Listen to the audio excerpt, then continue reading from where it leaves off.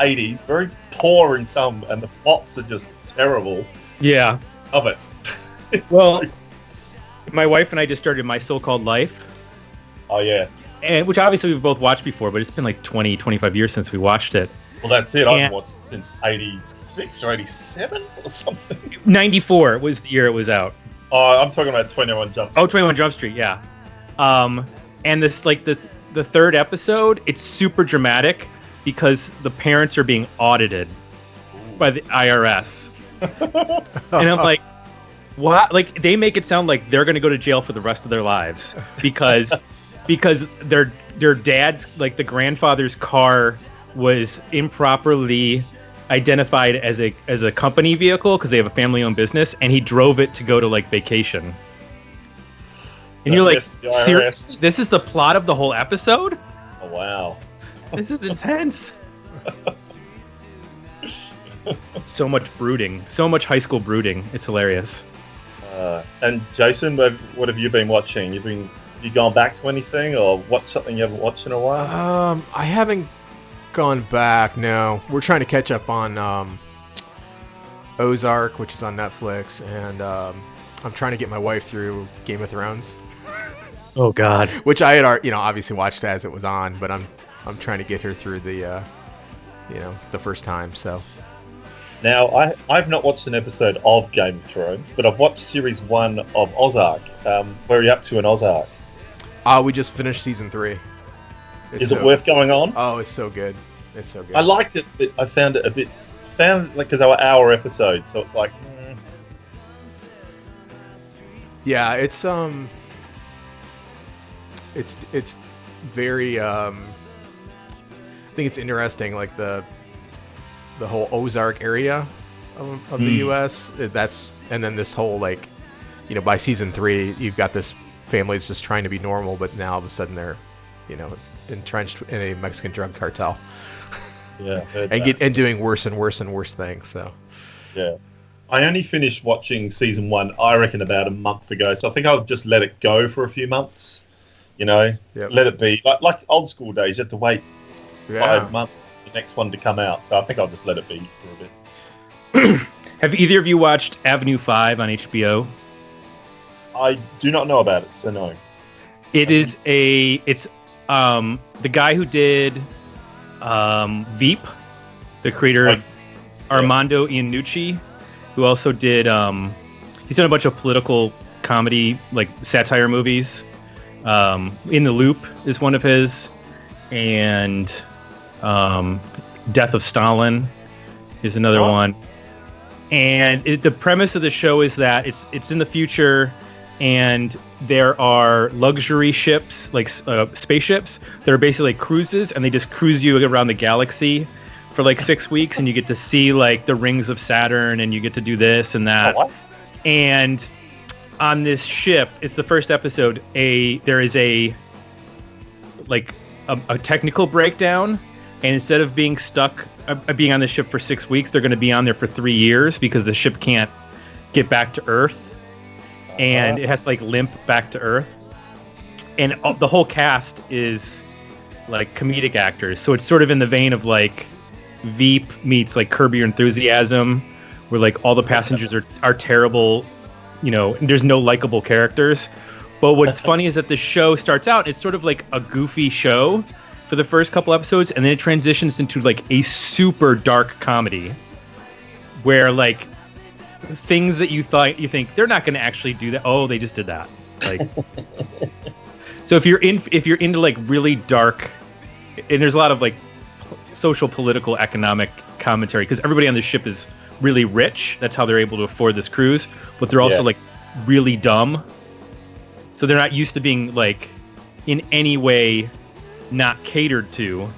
And then all of a sudden there are no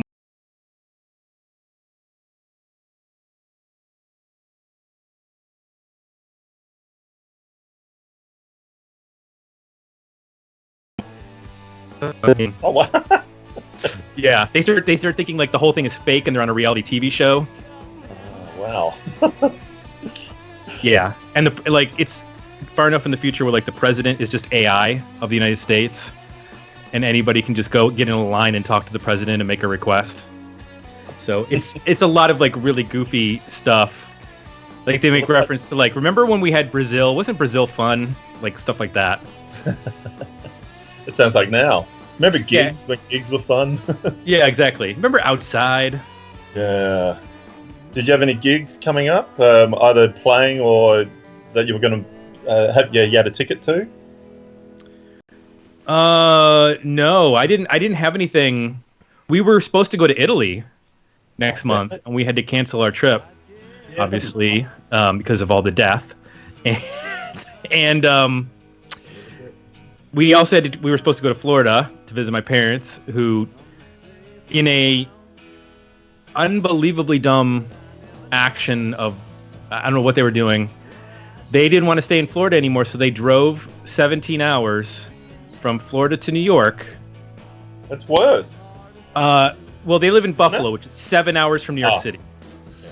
So it's closer to Canada. However, they didn't want to stop other than to like get out of the car, get some gas, get back in. But they didn't want to use any restrooms.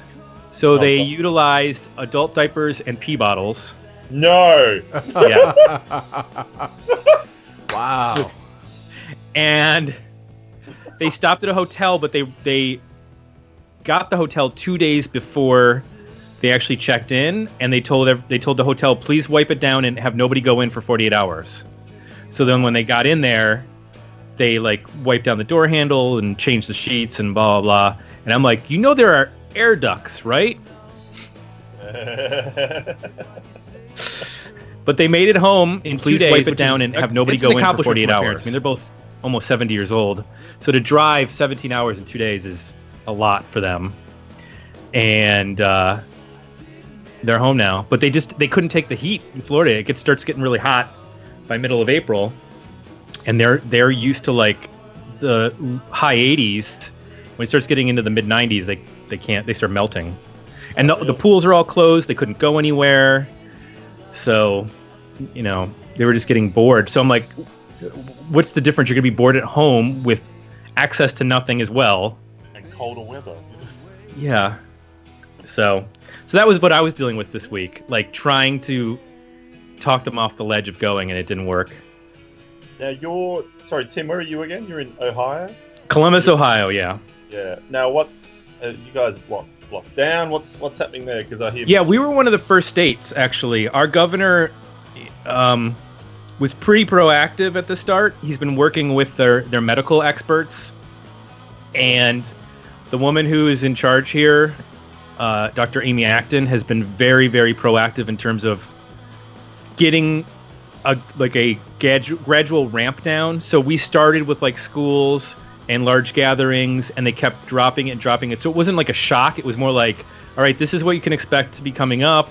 Please plan for this. And because they saw what was happening in New York, and they saw what was happening around the world. And they were studying, like, I get the governor is a Republican, and a lot of Republican governors have not been responding well to this. But he's been a career politician. He's not like a new sort of Republican who's come up in the last couple of years. So he has he's more in tune with public service. And he was looking at the historical precedents of the like 1917 flu or 1918 flu. Yeah. And looked at what happened in St. Louis, where they shut things down very early and it saved a lot of lives. So we also are lucky in Ohio that we have some of the best medical facilities with Johns Hopkins or the Cleveland Clinic and the Ohio State Medical Center, and the Ohio health system is one of the best in the world. So we've been on top of it. Unfortunately, other states are already reopening, like Florida. Too early. I know.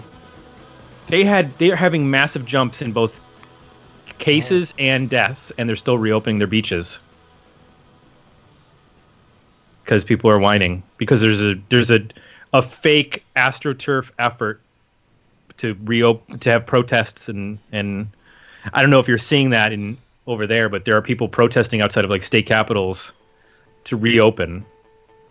I did read something somewhere only about 2 days ago, and I went, "Oh my God, really?" Like, yeah, it's being traced back to there's some sort of a a group in Jacksonville, Florida, that is running Facebook pages for every state that are identical, that are like, reopen Michigan now, reopen Ohio now, so it's this concerted effort on behalf of some conservative group run out of Jacksonville that has ties to the Secretary of Education, Betsy DeVos, to reopen states that have been stay at home and had their businesses shut down.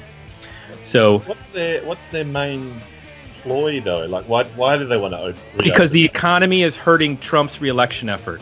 That's what it is. There you go. It's not a matter of public health. They think that the virus is nothing but the flu, or that's what their claims are, and that it was made in a lab in China. And I've heard about that. And that the hospitals aren't really full, and they're faking the number of people who are dying. And anybody who dies in the hospital now is tagged as dying of COVID. And and knowing someone who's like at the head of a hospital, that's what their claims are, and relatively it was information made, and she's just like flabbergasted, like she can't wrap her head around what's happening. Yeah, it's horrible. Yeah. Well, I'm originally from Adelaide in South Australia, and there's actually been no deaths there, which has been amazing. So they shut it down really quick.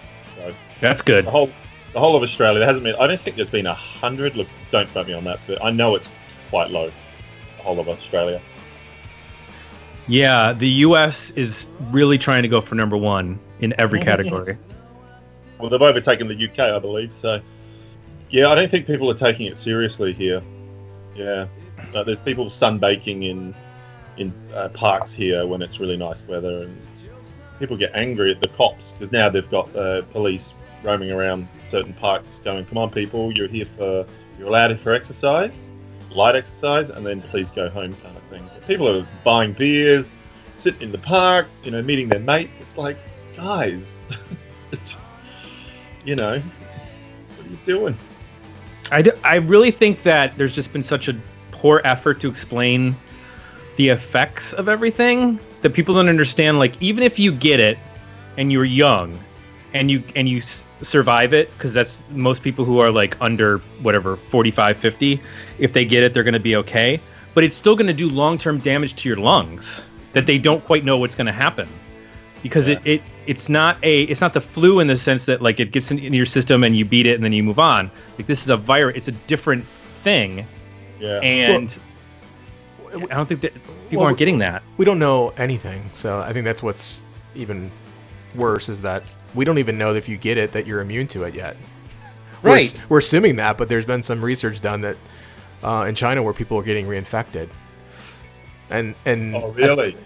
And I think here you see, I'm in Texas, so you see, I'm not seeing it as much yet, but throughout the country, there's like this libertarian tilt to this idea that, well, it's my choice and I can die if I want to die. And it's like, well, no, because you're a weapon. Like, basically your body is a weapon that's firing all the time, everybody around you, because you can carry the virus and spread it to anybody at any time.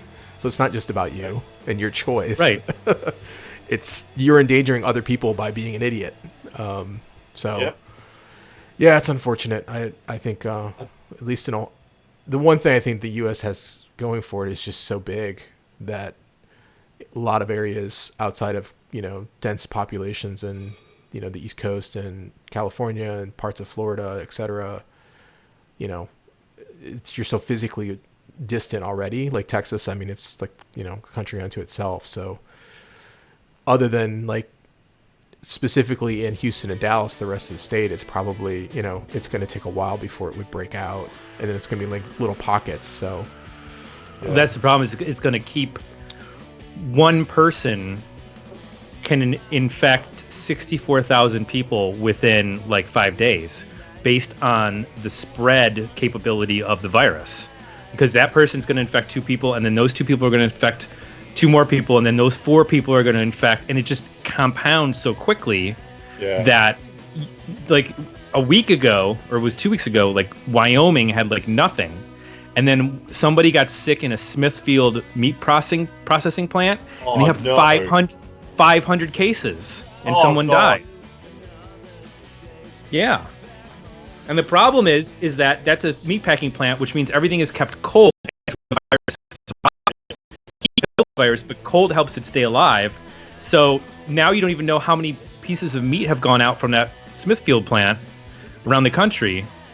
And it's this exact same thing. I don't know, Jay, if you saw that video of the spring breakers using their cell phones, where they tracked people who were on the beaches and tracked where their cell phones went all around the country.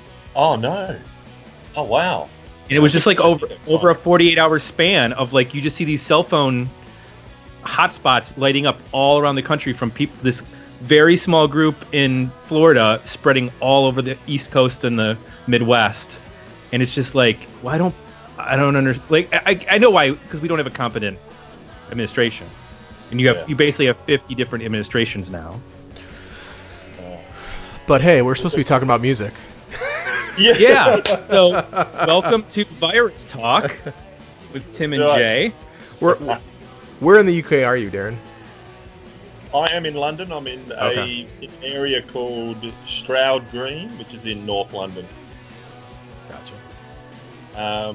It's quite a nice area. It's quite leafy and green. It's near a park called Finsbury Park. They have a lot of outdoor gigs there. I saw the Stone Roses reform there in 2013, and they have other gigs there as well.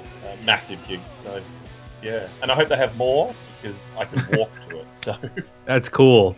Yeah. Do you have your victory garden going yet? Well, I don't have a garden. I live in some flats, so it's one of those, you can't change the garden. There is an outside area. There's a front and backyard, but don't change it. Not allowed. All right, we should talk some music because I'm sure the people listening live do not want to hear our yelling at us going, come on. God damn it! I have to listen to this every day. Why? This is my only time. All right. I am going to hit the record button. And we will get started. And 3, 2, 1. Jay, we're back again with another episode thanks to our Dig Me Out Union on Patreon. You can help us make the next episode happen by joining us at dmounion.com or digmeoutunion.com. Jay, speaking of our union on Patreon, we need to thank a bunch of folks before we get into this episode who have joined us recently. We have a new Darren Lehman. That's our third Darren. So many Darrens. This is like all the Darren. This is like Bewitched. Yeah, it is. Nice. We got more Darrens than Bewitched. They only had 2, right? I think that's a Kanye lyric. Welcome. Darren the Third. There you go. I like that. We're going to refer to each Darren by the when they joined. They're going to get a royal number. Welcome David Gorgos, better known as Dirty Gert, joining us at the 1350 level. Thank you, David. Dirty Gert. He's been on with us before. I'm sure you can find an episode where he's joined us in the past. Yep. David, Jay, what's at that 1350 level? I think David's been with us since season 1. Yeah, basically. He's a lifer. Is that where you get to? What's at the 1350 level? I don't even know what the tiers are anymore. I'm gonna double check. What is that? What is 1350? It is. Yep.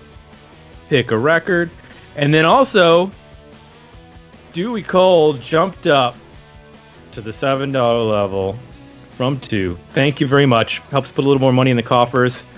Lets us do some other cool things. And he wanted to get the box reviews, which is a new box letter, or new box newsletter that goes out. It has weekly reviews. You also get access, if you only want to join the box newsletter, you can get your bonus content there, like the recent 80s episode we did on the Descendants. That is exclusive to our Patreon community and to our box community. Also, also, what am I thinking here? I just had a blank. He wanted to see if you torched that new Local H record or not. I ripped it so hard. No, I didn't at all.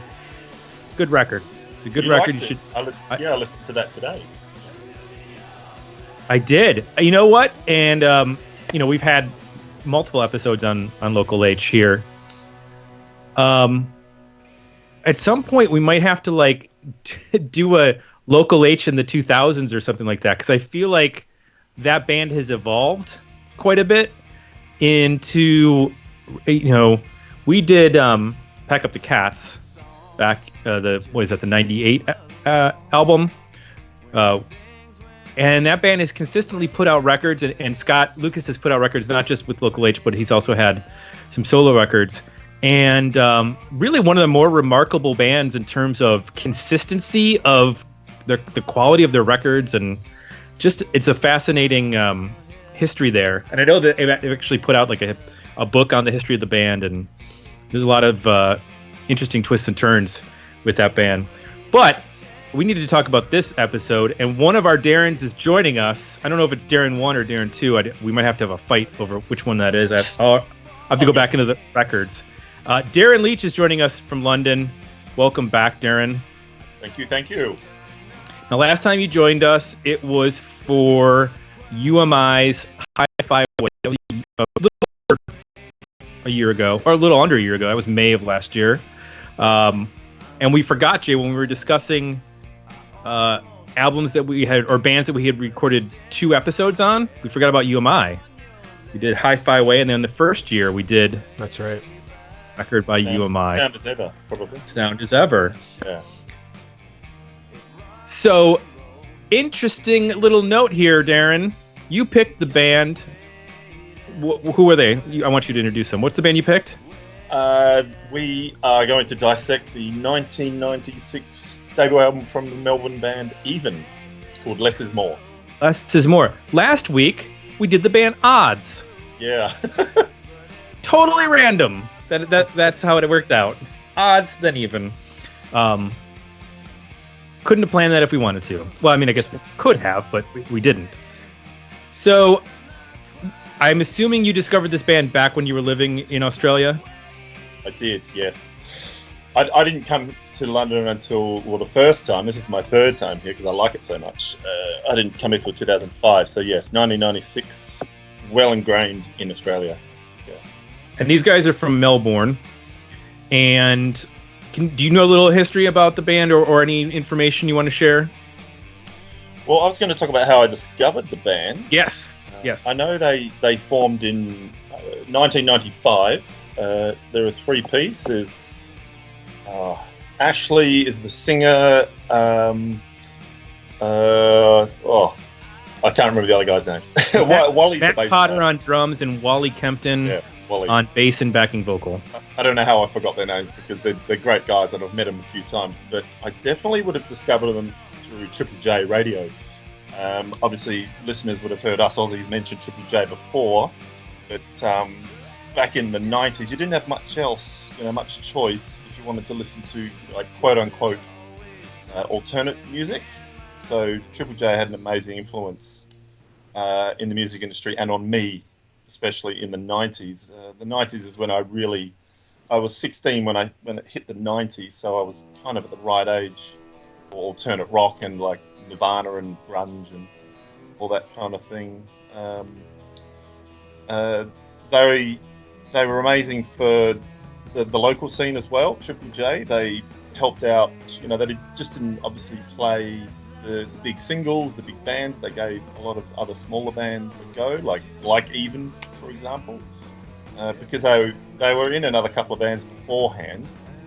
Wally was in the Meanies, which was a completely different band. But Ashley wasn't really in much beforehand.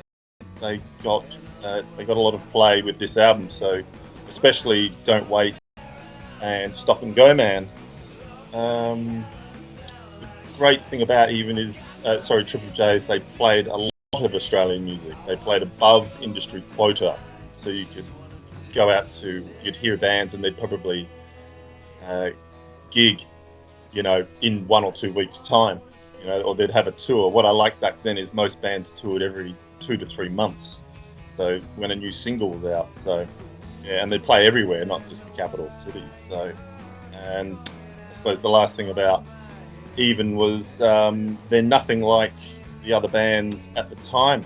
That you had releases by Powderfinger, Silverchair, You Are My, Ammonia, Regurgitator, Magic Dirt, Grinspoon, all these bands. But Even was definitely a lot different to those guys. So, yeah. So a little bit more history on the band. They had 2 EPs out before this in 1995, In Stereo, and then 10 to 46 out on Rubber Records / Shock Records.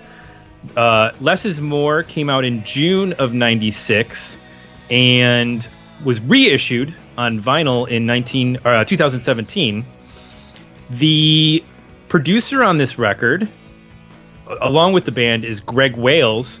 Greg also produced No Knife's album Fire in the City of Automatons, just as a way to bring it back to a band that we're familiar with. Right. Not one I would necessarily associate with this sound, but okay. Nope. And so when this album came out, they, as you mentioned, they got quite a bit of publicity. They had 3 singles on Triple J. They also were nominated for the ARIA Awards for Best Independent Release. They toured in Australia with Presidents of the United States, the Posies, Ash, and Everclear on various tours. And then they did tour some in the United States and Europe in 1997. And they've been fairly active, not every year, but after this, they had their sophomore album Come Again in 1998. In 2001, A Different High. Free Kicks in 2004. The self-titled album in 2008. In Another Time in 2011. And Satin Returns in 2018, along with some compilation albums that came out in 96, 2003, and 2013 of singles and EPs and stuff. And then they had a number of singles that have been out over the years. So we're about to release a new EP in May, a 4-track EP, yeah. Of this year? Yeah. Oh, wow. I just read it. It's called Return to Satin. So a bit of play on the 2008 album. Well, we'll have to make sure we include that in our list for the year, Jay. I don't know if it's on there yet for the box. We got some comments on this record over at Patreon. Jeremy Amend said, haven't finished this one yet, but I like this band. Recently released an album called Satin Returns. The vocals seem to be a 50-50 mix of Cobain and Pollard. Interesting. Better EP for me, says Richard Waterman. Reminds me of Superdrag, Ammonia, and various other harder-edged power pop bands. Favorite songs are Stop and Go Man, Don't Wait, and Eternal Teen. I would be interested to hear Jay's opinion on the drummer and the drum sound. Not the greatest, sorry. And someone from Dig Me Out. I wonder who that is. I wonder what Whitney Beeler said. I really enjoyed this, especially the first half. I did get the Superdrag feel from it, but also caught a Posies breeze, a touch of strummy Teenage Fan Club at times too. I'm not in a place to be critical of drummers, but there were times when the drum scene kind of hidden back in the mix. I thought there were some pretty pedestrian fills too, but the songs were very melodic, and there weren't any that I wasn't at least okay with. There's more than an EP here, so I give the worthy album rating. All right, well, we get to the complete poll results when we get to the our votes on this episode. So, Jay, I'm going to assume you were not familiar with this band before we reviewed it. You would assume correct. All right, so tell me one thing you liked about Less is More by Even.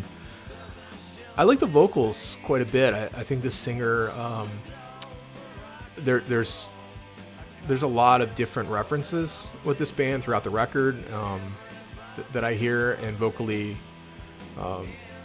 I hear I hear Bob Pollard, I hear Kurt Cobain, but I also hear a little Robin Zander. I hear some John Lennon. I hear a little Scott Weiland. So I think there's a lot of flexibility in how he sings and how he delivers. I think which helps a lot of these songs quite a bit. There's also some pretty good melodies and harmonies that happen in choruses that are pretty important to I think deliver as a pop record, which I think for the most part this adheres to a fairly standard 90s pop rock formula, which is fine. So I think that to me the vocal is pretty important to make sure that stays dynamic and and works throughout the record. So I like that a lot. I also like, in general, I like the production. I think the guitars sound great. There's some really cool guitar tones on here, both acoustic and electric, and mixing in between. Sometimes you're not even sure. But it's a pretty honest, production overall in terms of, it sounds like a band. Not a ton of overdubbing or layers. Pretty straightforward. And I think that helps the vocals as well because it really lets them pop forward. Nothing from a performance standpoint that's like amazing, but I think it's solid. And I think it does a good job of focusing on what does work well. Is the songwriting is solid, and the singer is really capable in terms of this, especially in this format, and it really does a good job of just recognizing that and staying focused on those are the elements that this record's about. So I appreciate that too. Like, it knows what it is, and it does its best from a production standpoint to deliver on that. So those are some things I liked. I agree with you. I actually think that the singer's more than solid. Like, I think he's got a pretty interesting range, and he has the ability to inject some personality into some of these songs that that remind me of a range of singers like you mentioned, but in lesser hands this would be a little bit duller. Yeah. And I think of like a song like or End to End is a good example, which has this very in between, like Teenage Fan Club got mentioned, that chorus, early Beatles John Lennon sounding vocal, and the fact that he can pull that off, get that real raspy, yelly kind of voice, is one of the things I really liked. There's a couple times where he does that, where the song is sort of in the middle ground, and then he just kind of takes it over for a verse or a chorus or something like that, and it really helps elevate the band a little bit higher than just sort of being middle of the road in terms of, there's nothing like groundbreaking musically. They just happen to put together everything in a really tight and that recalls, some of the, like I mentioned, some of the earlier Beatles, British Invasion stuff, combined with some of the classic Teenage Fan Club or Bob Pollard at his most like sort of polished and least experimental, where he's not like just sitting with a drum machine, but actually fleshing out full songs. Yep. And there is some nods to like American grunge or alternative with regards to Cobain and Weiland, but I feel like they work well because the what they're playing song to song, I feel like it ties together pretty cleanly. There are some production choices that are a little odd at times, but we'll get into those later. Darren, what clicked for you? What clicks for you best on this record? I just really like how it still sounds great today. For me, production-wise, it holds up. As 1996. Like all the other Aussie bands I just mentioned. But I just like how it's not complicated. It's a three-piece rock band. No overdubs, as Jace mentioned, and all that. So for me, it's just beginning to end a good rock band. good rock album. I can't say I listen to this religiously. It's one of those albums I put on with that, and I can let it be for 6 months. So yeah. Funny Tim mentioned the Beatles. I know they're probably a very obvious band, but their second album, Ashley has mentioned how he loves the Beatles and like kind of 60s pop. But if you look at the cover of their second album, they based it on Rubber Soul. So that's how much he liked the Beatles. Oh, really? I'll check that out. Yeah, I did so not. Three heads kind of in the same position as Rubber Soul. There you go. Oh, okay. Yeah, I see it. Yeah, that's a tidbit for you. Nice. Yeah, I don't think there are other bands that really, really get into their Beatle influence, and I don't feel like it's as blatant. There's a homage to it in a way that's not as in the way some power pop bands will go full on, borrowing that Mellotron sound from certain songs or what have you. It's more just the feel of these certain tracks and his ability to sort of channel that yelling John Lennon vocal that other artists have done. I mean, John Davis from Superdrag does a really good job of that as well, where he can kind of hit that, and even Greg Dooley can hit that from the Wigs. Like when the backbeat, he's able to channel that sound, and I thought it was interesting that they changed up the production a little bit throughout the record. So like on, I think it's Don't Wait. Is that the one where they split the channels? Yes. Yeah. Peaches and Cream, they do it too. Yeah. I'm kind of conflicted on that in terms of if it works on individual songs or if you need a whole record to be like that. Because I've heard other artists who are modern artists do that before, and I'm never sure like if I actually like it or not. Like I just sort of accept it, but Ted Leo did it. Yeah. Well, I think let's talk about Don't Wait for a second, because I like that song a lot. It's probably my favorite song on the record. Part of it is that production style.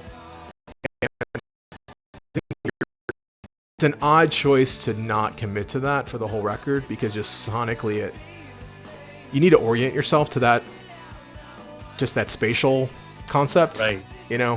It's like when you listen to those early Beatles records, you kind of need to get into that. Unless you're listening to them in mono, if you listen to the stereo versions, you kind of need to settle into that, because it can be a little disorienting. But so it's an odd choice to not commit to that for the whole record if you're going to do it. The other thing about it is that you need to kind of record the songs to work that way. Like you can't just take any rock mix, and then just pan it, in that way. Like, and what we're talking about is, the drums are a hard pan to the right. Vocals are hard pan one direction, guitars are another. So you basically split everything. Everything goes to one channel or the other. You don't have anything really in the middle. And I think it works on Don't Wait because of that acoustic guitar tone. And it has less of a big rock overall just presentation. So when you mix it like that, to me, you hit that sweet spot of what the Beatles sound like, right? Where you get some gnarly tones here and there, but it's all meant to play off of each other. So when you separate it, it still holds together. There's like not one instrument where in some of these songs where it's like, okay, it's like an Oasis style production where it's really about those big open chords played on the guitar. When you try to mix a song like that, panned, it becomes disorienting because you're like, well, the main instrument is like off on the right, and now I'm confused, like what I'm supposed to be listening to.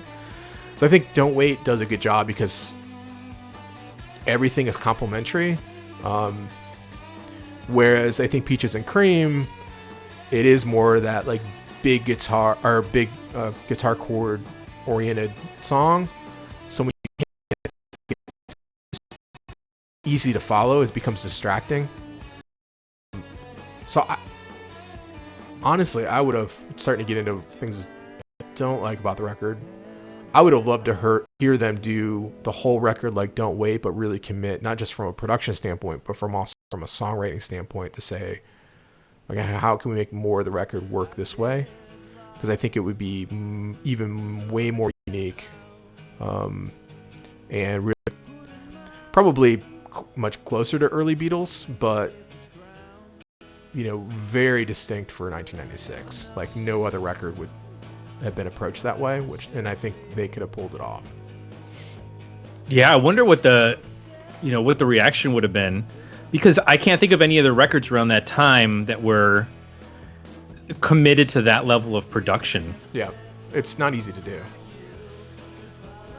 It was just not the thing that was happening. So like a kid who's in high school picking up this record, when they hear track 5, they got to be like looking at their headphones like, is there something wrong with my headphones?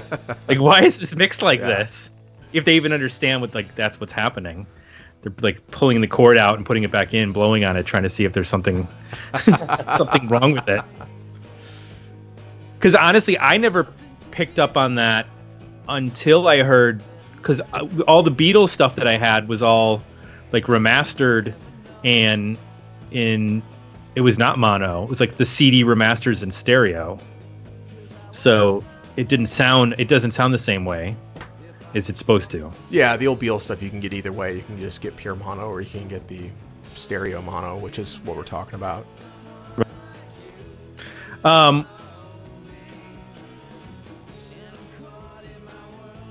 Darren, was that something that you picked up on, or that confounded you when you first heard it, since you were younger? I really sorry, because I'm not in a band or anything like that. Production for me, if a song sounds good, I like it. I'll listen to the band. I honestly didn't pick that up what you've just explained, and so even though I've had it for 20-something years, I just went, oh, that's interesting what you guys are talking about. So yeah, I just see Peaches and Cream as just a very different song to Don't Wait. It's a slower song. They decided not to, put that fuzz guitar on it. So yeah, interesting. I did find Peaches and Cream an odd choice as a single. I still remember that, and I still think of that today, because obviously it's really different. It's obviously Stop and Go, in the same vein. And then Peaches and Cream, it's a bit slower. It's a bit longer. I think it's too long. That's probably about the only thing I could change on the album. I'm surprised they didn't, say, release Cosmic Flop or Eternal Teen. It is a strong first half of the album. I'll admit that. I do want to mention in Eternal Teen, I love when they go to that. When is it? It's like about 1:30 into the song. When you get that, like, the guitar just starts doing that bend. Yeah. They're just like rocking out. Yes. Brilliant song. Yeah.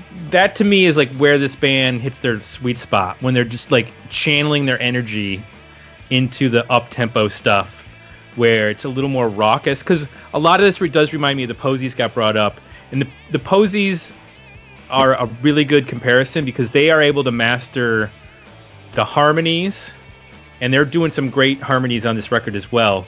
But if you think about like the guitar stuff that sort of slips in and out of those Posey songs, they get some pretty like wild guitar things going on. And that's where it gets real meaty, and I really like that aspect of the Posies. And in the same way that like Frosting on the Beater is very front heavy in terms of just kind of the same way this is. And I think that was the only thing I was looking for a little bit more on this record, was just like letting those guitars a little bit go a little looser. I know, Jay, you were talking about sort of the opposite, where it would probably be dialing it down, like on Don't Wait. Well, but I can go either way. I think I react better when they get out of, like, my favorite new term, like white bread territory, like generic in the middle ground. Like I would prefer to either go like Eternal Teen, where it's more of like a grungy garage rock feel, almost like The Vines was a band I thought of with that, and it sounds a little more unleashed and just aggressive. Or I like the stuff where it's like Don't Wait or even Way, which are, to me, I hear the Replacements in that, like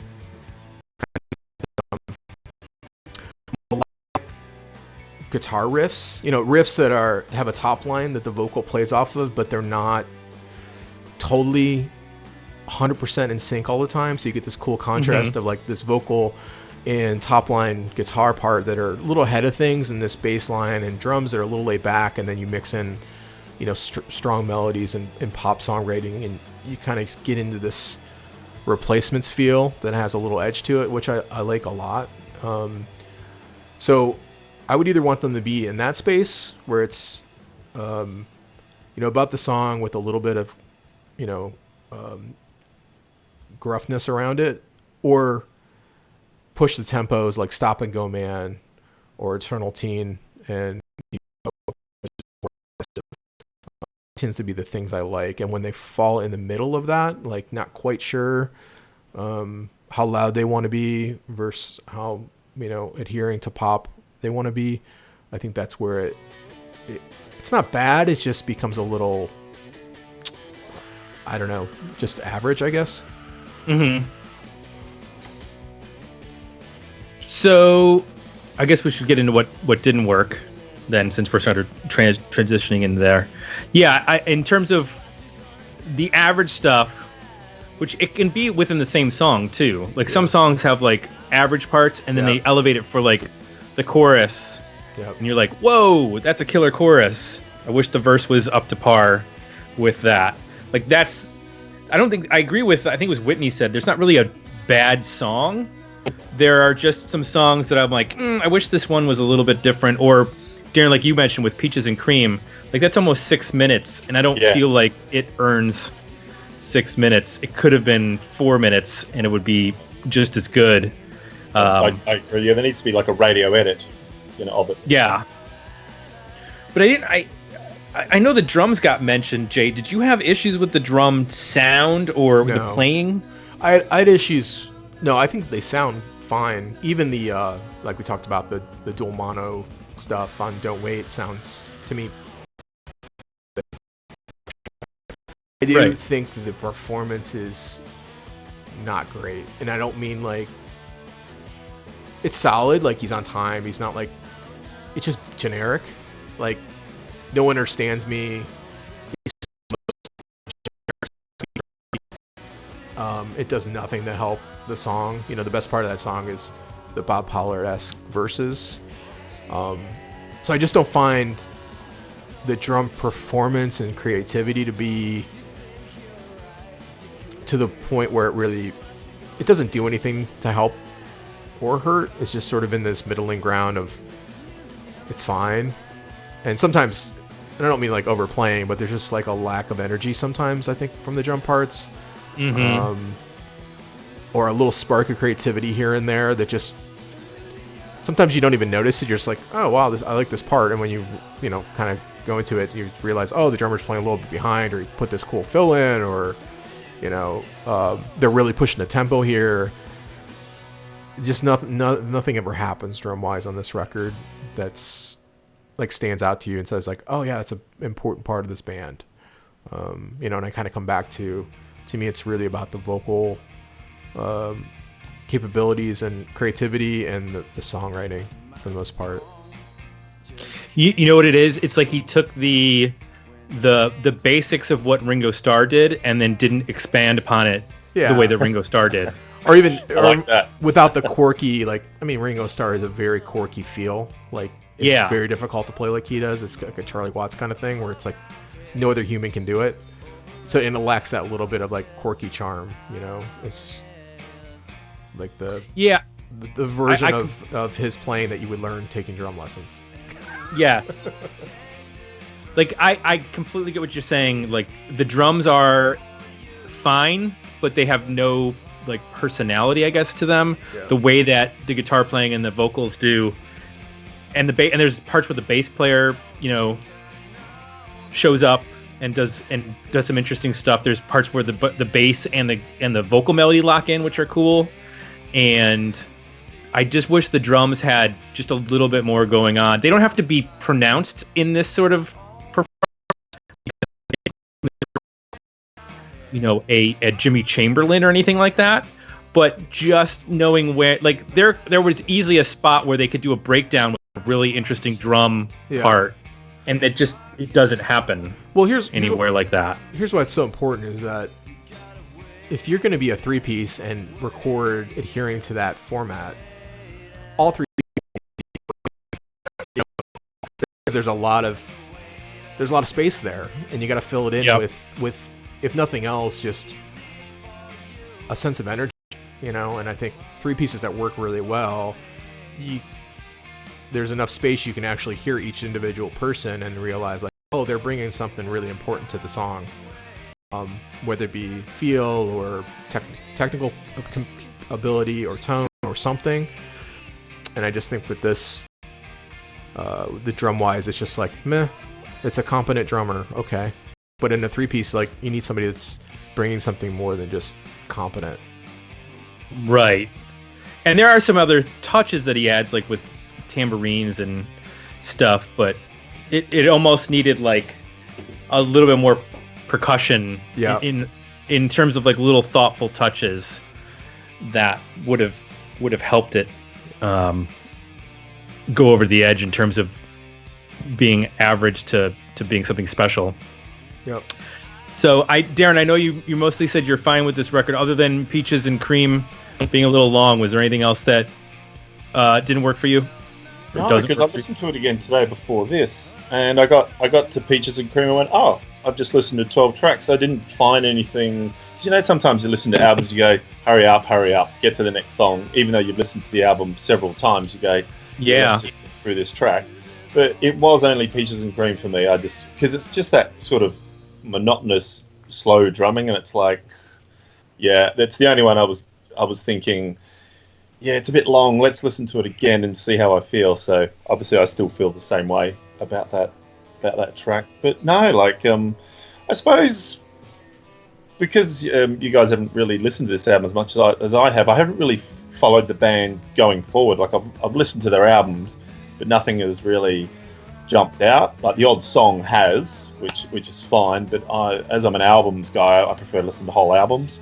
So, but I haven't really kept up with the band after this. So maybe just the music wasn't exciting enough. Yeah, maybe the drumming. I know on subsequent releases that the drumming didn't really change. He hasn't changed his style. So I think they rely on the guitaring of Ash Naylor really to drive the band. So maybe they just used all the good licks on the first album and the odd song after that. So I've seen them many times afterwards because they're great live.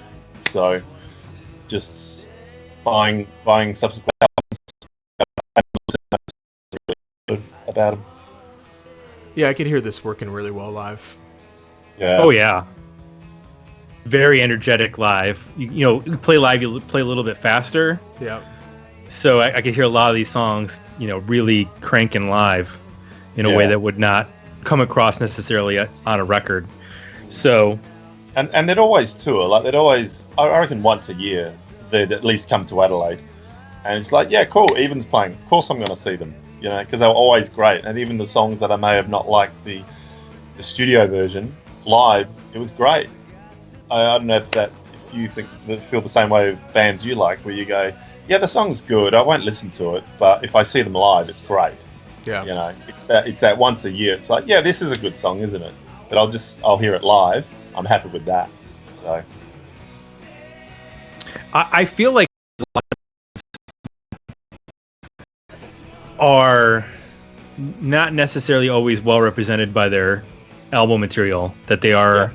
Yeah, I'd agree with that. They do a good job, but seeing them live, there's always a little bit more energy and there's more interaction that you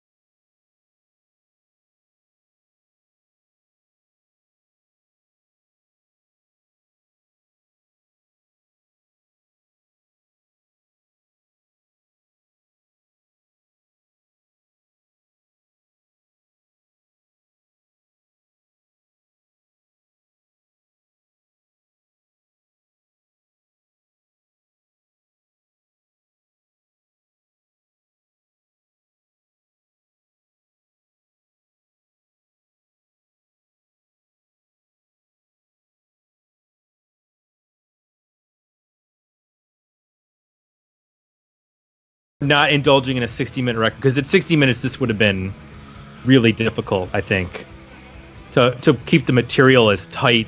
You would have had to have 17, 18 songs to get to that, and I think that just been too long for this style of music. So, unless you had a closing track that was like 25 minutes of jamming. Oh God, they're not Sonic Youth, yeah. Right, exactly. So let's get into, well, first, Jay, they did some minor touring in the U.S. I would be hard pressed to pick out what would be the exact single that would have made them stand out in U.S. radio. Like, I could see maybe college radio picking up, like Stop and Go Man or Karmic Flop. Yeah. But this is a hard sell in 1995, 96 for mainstream radio in the United States. Like, even Matthew Sweet is no longer like a mainstream, and the Posies aren't. You know, maybe Matthew Sweet is, what is this? Is this Blue Sky on Mars era for Matthew Sweet? This is before In Reverse. That's like 99, 98, something in there. So, but this is long after Girlfriend and Sick of Myself. So I don't know where power pop is fitting in to mainstream radio. This is like third tier grunge era with some minor hits from other bands. I could hear Little Red Taxi if they, because to me that lyrically even it had a feel of what you would hear on American radio at that time, like a little bit of a novelty, kind of lighthearted lyric with a, you know, grungy, like a power pop wrapped in a grungy presentation and a approachable lyric was kind of the formula in the late 90s at that point. And I could have heard that maybe if it was punched up a little bit too and just a little bit sharper on the chorus, having worked. But yeah, I mean, a lot of this is in, I don't think it's inconceivable that some of these songs could have been pushed. It's just a matter of, you know, was somebody going to push it? Right. Yeah, I don't know. I don't think so. Yeah. So let's get to our ratings. We're the album, better EP, decent single. We'll give our ratings and then we'll share the ratings from Patreon. Gee, where do you land? We're the album, better EP, or decent single? I land at an EP, better EP. So I've got Karmic Flop, Stop and Go Man, Don't Wait, Eternal Teen, and Way. You know, I think what holds me back from a full record is just those are the songs to me that stand out, and the others are just in the middle, you know, that are just like okay.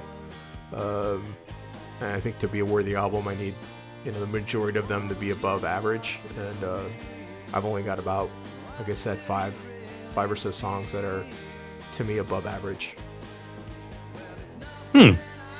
I'm at a worthy record. I'd be about 9 songs because I like End to End. Did you include Dean Morris? No. I like that track. That's where I had. I like those, the drums being super plotty, like they're just. Yeah, I just love those harmonies. Yeah. That's just. I mean, it's like a cross between like a more up-tempo Jayhawks and some Posies and the Birds, and I mean, there's just some great stuff going on in that record, in that song. Yeah. So I'm probably about 9 songs for this, which would be a nice little album. Darren, I'm gonna guess you're at a worthy album. Yes, you chose wisely. Yes, I understand what Jace is saying. See, I like Karmic Flop. I like how it's, you know, really it's a good punch in the face to start the album. But then it goes down a little bit. No one understands me. Yeah, I don't think it's as good a track. But then you get into Stop and Go Man, so it's like, oh, good. So it's not, you know, there are some, I don't want to say dull tracks, but they're just not as good as, say, the singles. But for me, I like the sequencing, so it's like, oh yeah, that's a good song. Oh, that's not as good, but it's still a good album cut. And then you get into another single, so that's why I think the sequencing is great. And it spreads the good songs around. So Maybe Weather King I'd drop if I really had to, be picky, and definitely cut down Peaches and Cream. But apart from that, no, I'm happy. I'm happy with it. There's a little bit of trivia here, but in June 2008, Less Is More was voted number 30 of the greatest Australian albums of all time in a poll with The Age, which is a Sydney newspaper readers.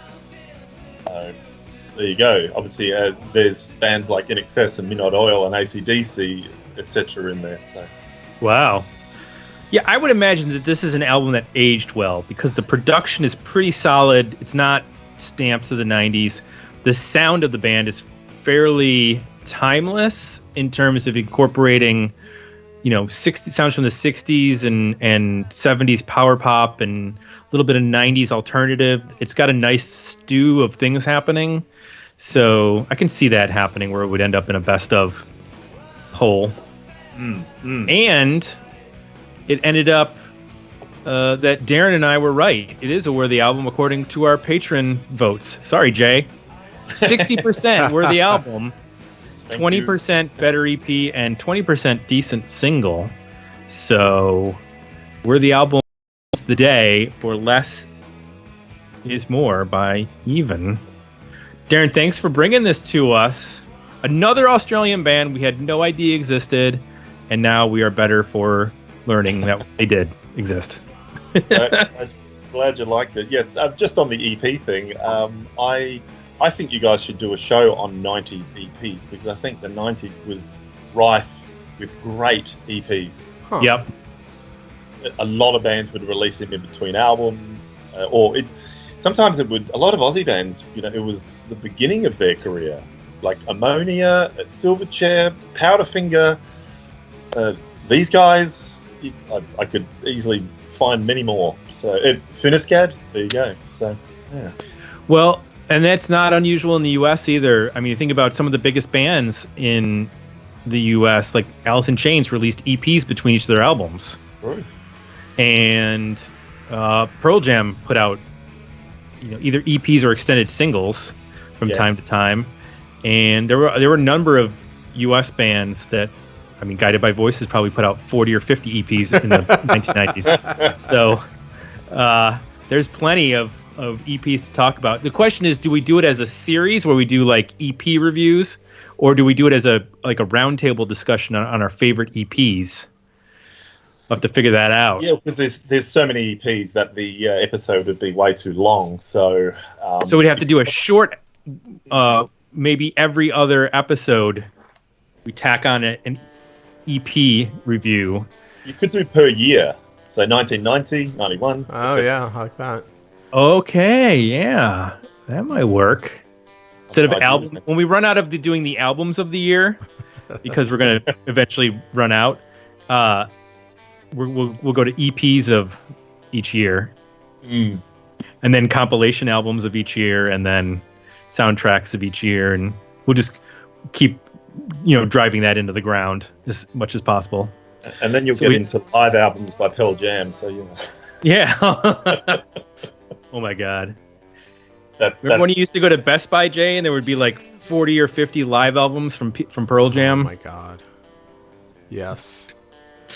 I bought the ones that I was at. I'm a big Pearl Jam fan, and because obviously they started releasing them all, and I remember going into a record store ages ago and just looking at the section. It's like, I'm not even going to bother.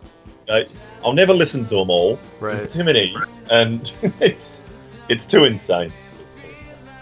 Yep. Want to remind everyone, if you would like to pick a record for review like Darren did, you can join us over at patreon.com by going to dmounion.com or digmeoutunion.com. Be like Darren or be like Dirty Gert, who just joined us. And you also get access to our polls that help us pick our 80s episodes that we mentioned earlier in the show, and our roundtables, and extra content from our box newsletter, which includes new reviews, as well as our new release calendar that we keep updated, and all stuff that's coming out from the 80s and 90s that's relevant to the show. And then, of course, if you like what you heard, please consider leaving us some positive feedback over at iTunes. Thanks again, Darren, for joining us. Thank you, guys. And for Jay, I'm Tim. We're out. We'll be back next week with another episode of Dig Me Out.